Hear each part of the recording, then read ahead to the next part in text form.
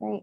Welcome, everyone. My name is Brittany Applegate, for those I haven't met yet, and I'm with the Iowa After School Alliance.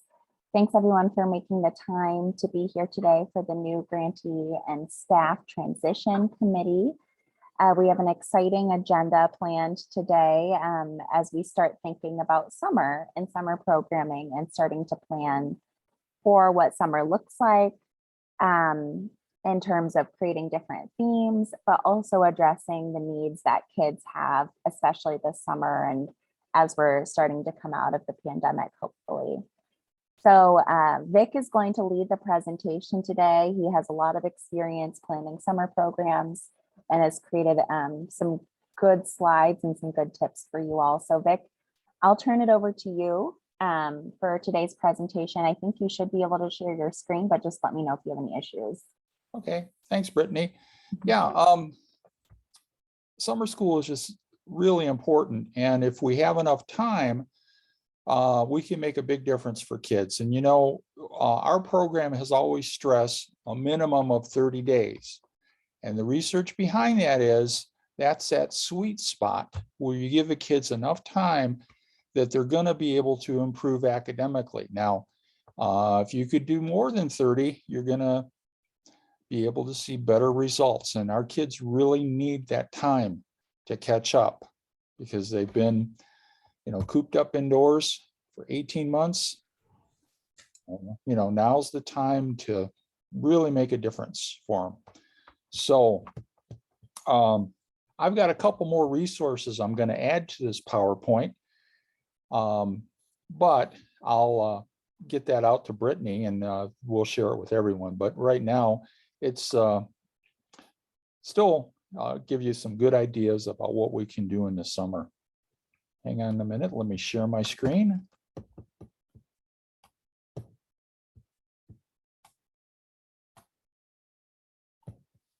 Okay, and you know, basically this is summer planning for this year.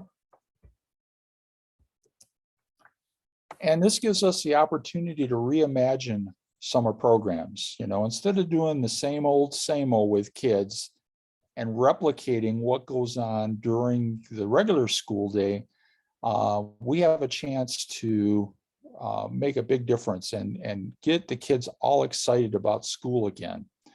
And with a summer program, there's a lot of things that work to our advantage. For one, you know, it's not below zero outside.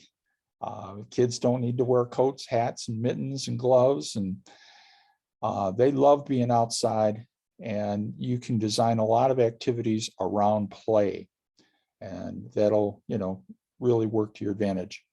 I've got some links in here, and we're not going to explore these links. Those are just there for your reference so that you can get some more background knowledge. And of course, at any time during this presentation, if you have some questions, you know, feel free to unmute, or you can type your question in the chat and we'll get it addressed, because sometimes you see something and, you know, that idea just comes into your head. Well, you don't have to wait until the end. Okay, you know, we've been through a pandemic, and so little by little we're returning to normal. But our kids, you know, it's been traumatic for them because developmentally they need to be making friends and having those interactions, and they haven't had that for a while to the level that they normally would. So that's created a lot of stress for them, and because of the pandemic, you know, it's going to take us time to return to normal programming. So we need to do a little extra to help them get over all these things they've been through. And by creating an exceptionally enjoyable program this summer, we can go a long way to relieving fears, anxiety, and helping kids reduce the achievement gap.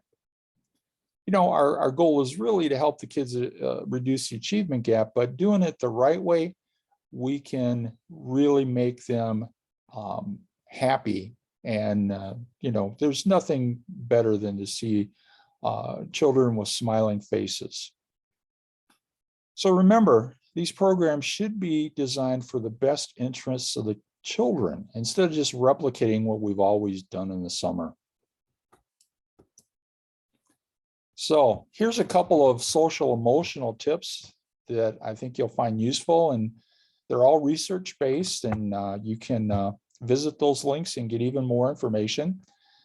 First off, music. Music calms emotions, and that's research from the University of Nevada. And back in 1890s, we had a famous poet, uh, Henry Wadsworth Longfellow. He wrote about the effects that music had on people's emotions way back then. And you can even, look up some of his poems about music and their effect on people. Sunshine. It's critical for children to absorb vitamin D, and it's essential. There's a professor out of Europe, John Ott. They even developed a light and named it after him. Actually, he developed the light. What it does is it replicates sunshine indoors, and it helps those people in the northern climates where they get not a lot of sun in the winter months, and they had some depression, and it's really helped them. So sunshine, they've been studying it for many years, and they know that its effects are very beneficial. Northwestern University says that not having enough sun can affect children's eyesight. And keep in mind, these are little humans that are developing. And this is a big one for me. Talk to children, listen to their concerns. And there's a really wonderful website called Your Life Iowa with all sorts of resources to help kids or give you ideas. Keep in mind, we are not mental health workers, but we can design programs that are a little bit more friendly to helping kids develop those kinds of peer relationships and, feel good about coming to the program. And then the last one on here is joy in learning. That's something we should always be doing in an after school and summer program.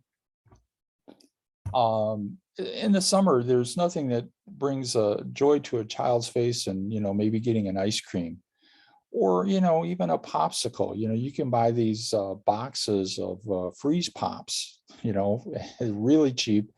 And, you could have that as a treat, once a week for them, or you can bring in somebody with a guitar to sing songs with the kids. There's, bring in a clown. There's all sorts of things to really make it special for the kids with, minimal effort for us. Okay, why go outside? These are some resources to give you more background.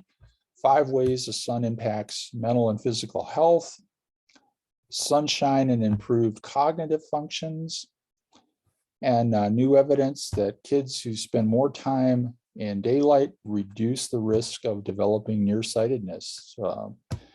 And of course, we're not giving out medical advice, but we're using the latest research to create a beneficial learning environment for the children, which is, what we want.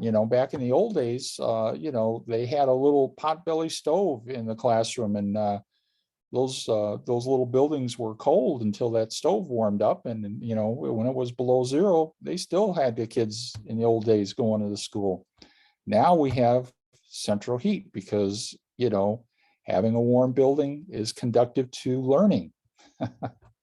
So over time, we learn and we grow.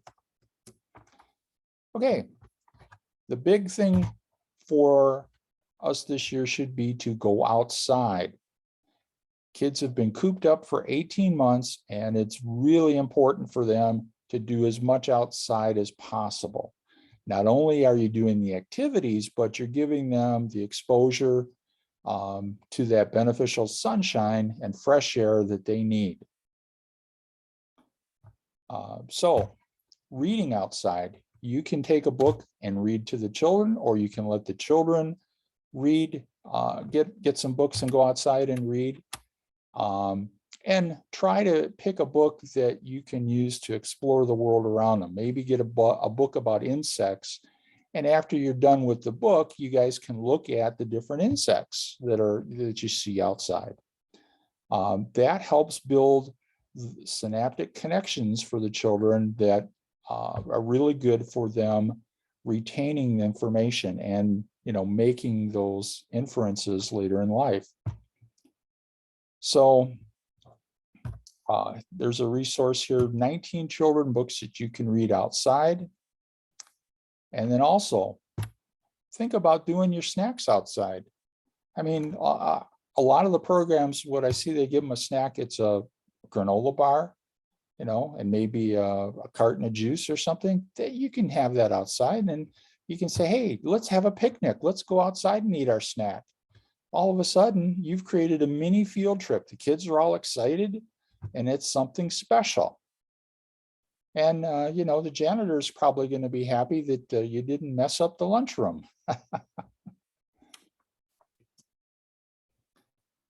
Okay, I've listed a bunch of outdoor activities for you as a resource. There's here 60 outdoor activities on this website. Consider doing a summer garden with the kids and teach them how to grow food. Look for things that are going to grow fast so that, they can actually pick the items, during the program. Stay away from things that are going to take all summer to grow. Go into the park. I don't know of any place that doesn't have a park in Iowa. Every community has a park. And there's a lot of things you can do. There may be some playground equipment there. There may be a stream, there may be some trees. And there's 17 activities here that you can do by going to a park. Going to the zoo. There's 7 activities you can do when you go to the zoo. And another thing, if you're going as a school group or a community group, when you go to the park or the zoo, contact the folks and see maybe if they can provide somebody that works there to provide some activities that, for group tours. And you'd be surprised that you might have a guide that'll make your experience even better. And then going to a pool. Kids love the water. And so if you can arrange for them, especially on the warm days, take them to the pool. You could do that every week. You can easily go outside and just have the kids sit in a circle and say, okay, now let's take a look around us and how many different animals did we see? And we'll make a list. How many birds, how many insects? Then make a list of what you've seen, and then you can go online and you can even have a laptop, outside and look it up. What kind of bird was that? Was the color of the bird a way that we can identify what type of bird it is? What kind of insect, is that? And teach them that, there's so much that they can learn outside. And then field trips. That's a favorite thing to kids to do in the summer. I still remember a field trip that I took over 50 years ago. We went to a tulip festival. And, when you're in the inner city of Detroit, you don't get a whole lot of field trips, but we did this and it was so special to be take a bus, and we had a box lunch and everything. And we have a guide to field trips that we should post with this. That'll be very useful.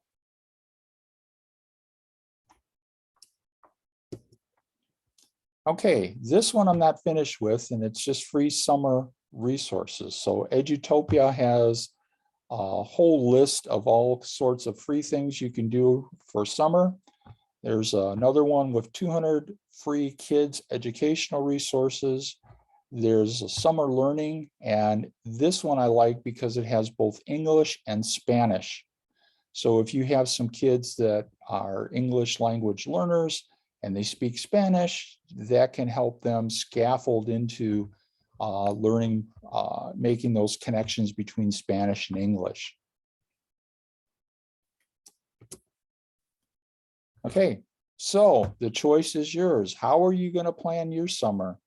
Are you going to plan it with inside activities? And you know what happens when the kids are inside too much? They get sleepy. Or are you going to have outdoor activities where the kids are having fun and energized? You know, the choice is up to you. So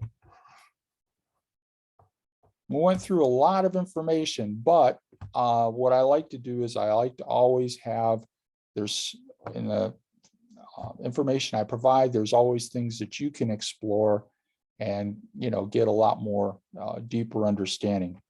So does anyone have any questions? My cell phone number and my email is on there. So if you have any other questions, you can contact me. I work during the summer, except I'll take some vacation time. I got to go see my grandkids. So if you call me and you can't get a hold of me, then I am probably, if you send an email and I'm on vacation, you'll get that. So do we have any questions? You can unmute and ask them. And oh, I see some stuff in the chat maybe. Oops, let me. Vic, in the chat, it's just questions about some of the links you shared. So we'll just make sure everybody gets the slides so they can access those links too. Yeah, I'm going to finish up that one slide with the resources, and then I'm going to send it to Brittany, and then I'm going to also send her that guide to field trips, and you guys can use all that and plan some wonderful activities for the kids. And you know, little things like, you know, going out and buying a box of popsicles for these kids can make a big difference, because, you know, you don't know, maybe they don't get ice cream or popsicles at home ever. Because, you know, for whatever reason, it's amazing. But I can tell you, when, you know, on a hot day, boy, the kids really get excited about getting an ice cream. Also, any questions about summer programming?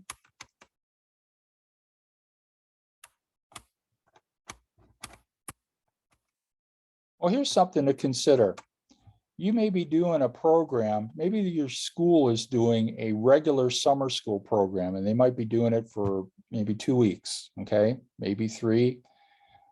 If you're doing the 21st century program, you should do it right afterward. And, you know, so the kids can have even more time to be working on those achievement gaps. Although with some of the stuff we suggested, I think that our summer program will be a lot more fun for them, and they'll remember it.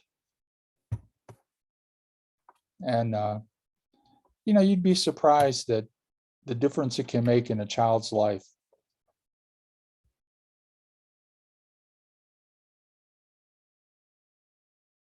Anyone want to comment on some of the things they've been already planning for summer school that they'd like to share? I'd like to hear what great ideas you have. I learned from you guys too.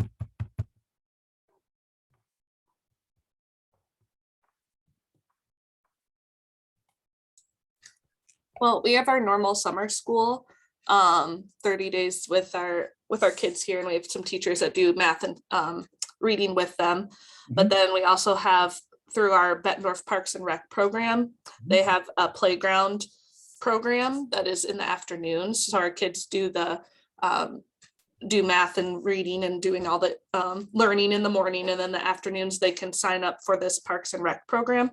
And it's hosted at our school, which is nice. And they can go there for the whole afternoon, and they schedule a lot of they spend our weekly field trips, and then they do lots of fun games and stuff with them, so they can have some learning in the morning, but also some fun in the afternoon too. Good. Here's an activity you could do to help kids with their math, and you could do it outside, and you could do it with something that's, you know, very common and easy to buy, and it's also a STEM activity. It's called having an outside game of chess. Have a little chess club, you know, a couple times a week, and it actually meets about a dozen Common Core math standards, and the kids get this practice and develop problem-solving skills that there's a professor out in Oregon or Washington, one of those two, that had written a book, and kids that play on a regular basis, their math scores go up at least 10%. And if they're an English language learner, their math scores go up 15%. So, it's a simple thing. And kids don't see it as practicing math. They see it as, oh, they're having fun. But great. I mean, those are some good things.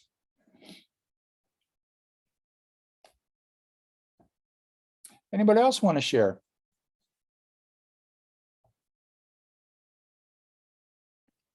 I'll go. I'm Megan with the Council School District, and we have like our regular summer school programming that is 6 weeks long.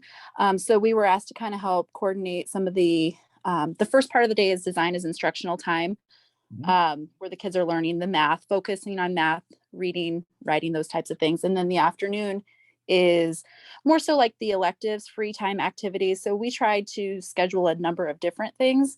So we have a lot of field trips going on. We have a lot of outdoor activities. We're kind of lucky because we're right next to Omaha. So they have the Fontenelle Forest and getting those kids out in nature, doing some of those activities. We partner with Gifford Farms. So they do so many cool activities with the kids, just getting them out. But definitely want to utilize that outside time, as you've been speaking about, for sure. Yeah, and don't you guys go out to that Omaha Zoo? We do. So our middle school summer school program is actually at the zoo. So their instructional day is there as well. So it's a really cool program. I haven't gotten to see that yet. And I'm not on contract during the summer, but I'm actually going to be working at the elementary level doing a different job during the summer just to kind of see what it's all about. So I'm really excited to see the different things that they're going to be able to offer to these kids. Yeah, and that's an amazing zoo. I mean, you could easily spend the entire day Yeah. out there and then some. Yeah, a couple days. Yeah. Wonderful. Thanks for sharing. This is not something that the Burlington School District has done, but I was meeting with a lady who leads our local 4-H, and at some local districts, she did Soccer for Success, which is a program that they're kind of trying to head up with 4-H. And it was really successful.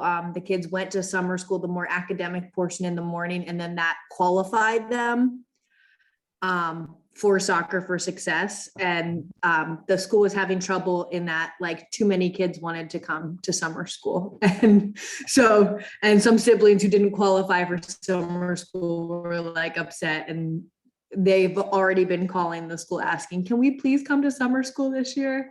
Which I thought was a nice, a nice change for a lot of summer school programs. So, but again, I think it was just those outside components, being outside, and then it's a school with a larger Hispanic population. And so they were already really into soccer, and it worked really well there. So, yeah. That's great. Yeah, and you're on the Mississippi there, so there's field trips. There's I don't know if they go down as far as you guys, but I know there's a riverboat that you could do for a field trip, take the kids down to Mississippi. That's true. Yep. We are Burlington, so we're one of the riverboat stops. It's mostly like very elderly people who ride them, so we've stayed clear with COVID. But as COVID becomes less and the elderly, that is a good idea. I should hit up the riverboats and see if we could take a little trip. One other thing too, a lot of you that are right near the river, think about having somebody come out and teach the kids to fish. So they don't need a big expensive outfit. They can get, a bamboo pole, and the person that comes out provides the poles and puts the worm on the hook for them. But some of these kids, they've seen people fish. They don't know, it's a nice experience for them. Hi, we too are offering our traditional summer program. We offer 2 sessions, so we serve 3 schools first session, and then serve the remaining schools second half. We focus primarily on reading and math. And then in the afternoons, we have enrichment. And we are going to offer that 4-H soccer program. So that's new to the program this year. And we have other, we have good partnerships with community organizations. So some of them are going to come in and provide swimming lessons, horseback riding, again, soccer, fishing. So we have a variety of things planned, and I'm really excited. Good. Where are you from, Valerie? Marshalltown, Iowa. Ah, okay. Yep. So yeah, that's, you know, and if you're doing reading, another thing you might want to do is contact, if there's Iowa authors that'll come visit your program and talk to the kids and maybe, you know, explain how they wrote their book, or they have activities. And when a kid meets an author of a book they've read, that builds a little deeper connection for them. So some of these people charge just for their gas. Some of them do it for free. And that's another way to, you know, make it special for these kids during the summer. And I see Joel has put something in the chat. They're going to museums and learn about the Clinton lumber history, and going to the county conservation and the marina and the Mississippi River. Nice. And then I just put in the chat on the fishing topic, the Department of Natural Resources has a curriculum Oh, to wow. teach about fishing and fish in Iowa. And they also, it looks like they have a free loan rod and reel program. If you want to use those for field trip or to teach casting and things like that. So if you wanted to take that idea and run with it, there, it sounds like there's lots of free resources to do that. Wonderful. I think the theme I'm hearing from all of your comments today, though, is that those partnerships over the summer are really important, whether it's museums or 4-H or whoever it is, the zoo. Those can really help make a fun, enriching summer program. So building those partnerships and using those over the summer is really critical. Vic, I was gonna ask to see if it's allowable to take a trip out of state. We have Chicago is about two hours from Clinton, or 2.5 hours from Clinton, and I didn't know if it would be allowable to take our students on a field trip to some of the museum in Chicago. Yeah, it would. You just have to make sure that, you know, you get chaperones and things and get approval at the district level. Okay, thank you.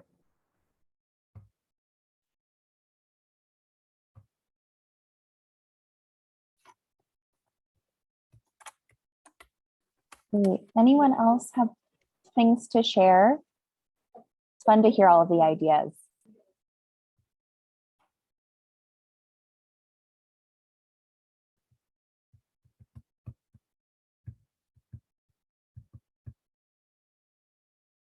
Well, great. Vic, do you have anything else today? Well, you know, like I said, we'll put these resources available. You can send them via email, and then we'll post them to the website. And, you know, if you have some questions, feel free to contact me, because I'm available for you. And I want you to have, you know, try to make this a real special and enjoyable summer for the kids, because they really need it. And, you know, we want them to have fun, but we also want to be working on those achievement gaps at the same time. So by planning it out correctly, they're going to say they had nothing but fun, but we'll have some learning embedded in there too. Definitely. Thanks, Vic, for the great presentation and the great tips today. We really appreciate your expertise. We know you've been doing this for a while, so it's great to know everything, Well, I've hear done a few everything you know. summer schools. Yeah, I can tell. Well, thanks everyone for taking the time today. Our next meeting is May 26th, So we will get ready for that one. And like Vic said, once we get the recording uploaded to the website and everything ready to share, we'll get all of this information and resources out to you very soon. So thank you all for taking the time, and we'll be in touch soon. Have a good day. Thank you. Thank you.